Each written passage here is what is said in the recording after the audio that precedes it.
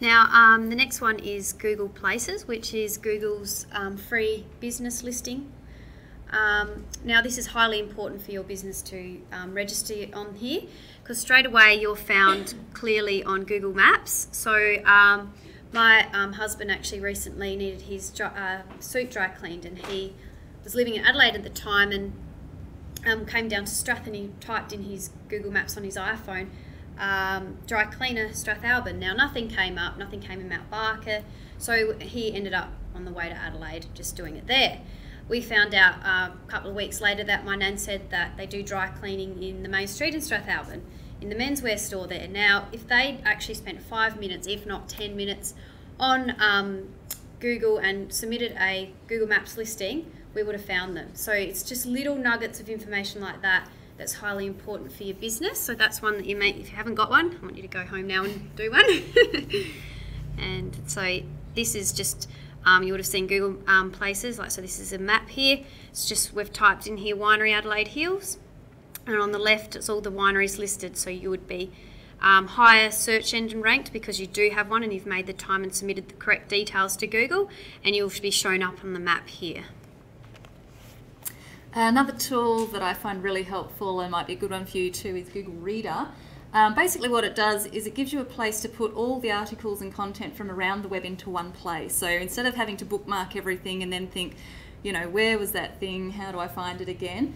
This feeds it all through, and you're looking for this little orange symbol, which you've probably seen on websites, which means that it's a syndicated feed. So when you click on this, you can nominate to send it through to whether it's Google Reader or another reader that you use.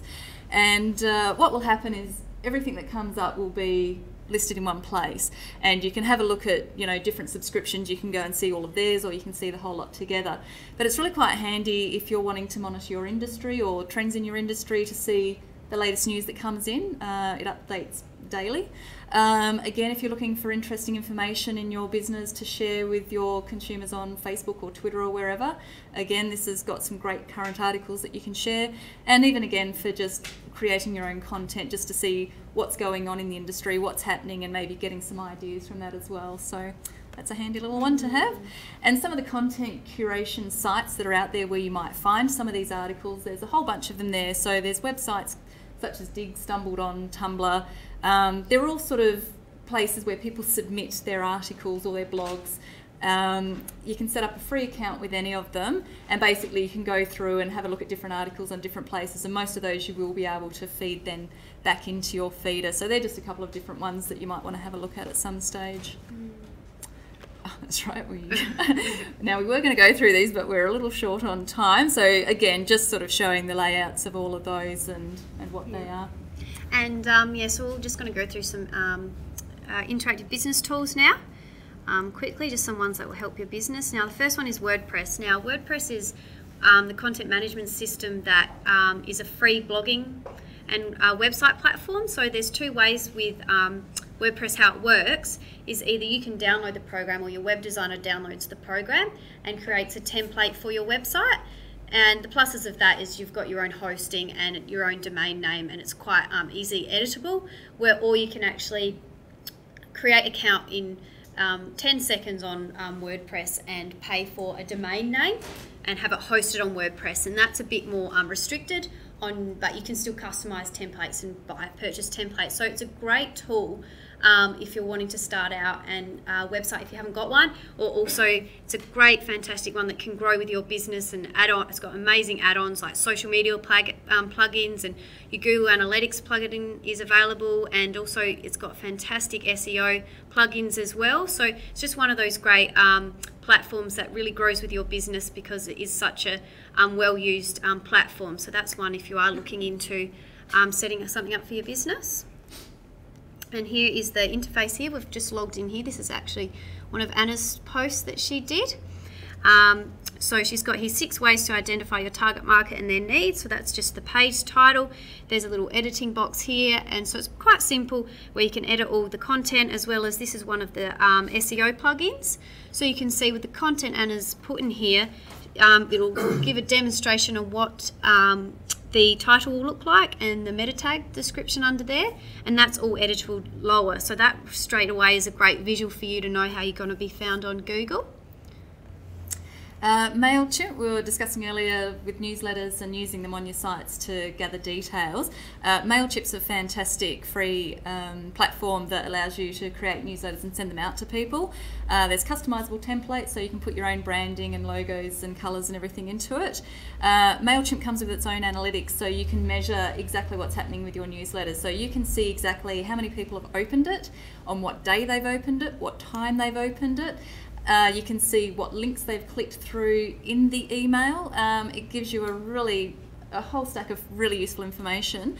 And there is an upgraded version that you can pay for, and that includes things like autoresponders. So if you've got clients with birthdays, you can set it up so it sends them out a little happy birthday, Fred, here's a 10% voucher for the next time you come visit us. So that's all automated and easy for you. Excuse me. It's a very easy interface to use. They've got a bunch of little tutorials and booklets on the site going through pretty much everything that you can do on it. So if you have a bit of a look around, you'll see that it's really very user friendly. Survey Monkey is another tool. So they create custom surveys. So they're an easy way to create a survey that you can easily add on an email link or within your site. So it's a great way. It's also got a really good analytics to measure your results with all your surveys. And it's got custom templates, and it's got a version that's got a lot more features on the paid version, but the simple one is a great tool to really start collating and getting some information in from your users and your clients. So it's a good tool to do all that sort of. And so this is just a screenshot of creating a new survey here and selecting your template. So it's a really simple tool as well. And for those of you who've been onto Facebook pages and they've had a really lovely little graphic with pictures and things enticing you to like their page, that's a Facebook welcome landing page. And ShortStack is a tool that actually allows you to really easily build those. It used to be you used to know a fair amount of coding to be able to put it in, and it was quite a static function. You couldn't really do much with it. This allows you to actually insert live links to your site or wherever else you want to take it. You can insert contact forms, so you can have a little email form. You can put in videos, you can put in product galleries. There's a whole bunch of tools, and basically you can either choose from one of their templates and customize it, or one of their layouts, or you can actually use their little drag and drop page that they have, which you just pop in whatever you like and you can modify it. And again, it's pretty much free, comes with some awesome features, and again is really simple to use. Now Dropbox is another helpful tool for your business.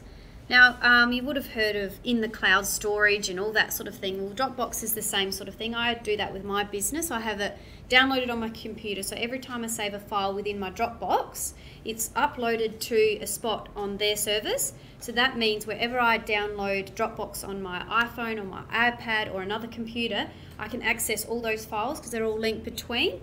So it's a great file sharing capability. So I could quickly save it on there, and I can share the folder to a client and they can access whatever's in that folder. So it's a real time saver as well.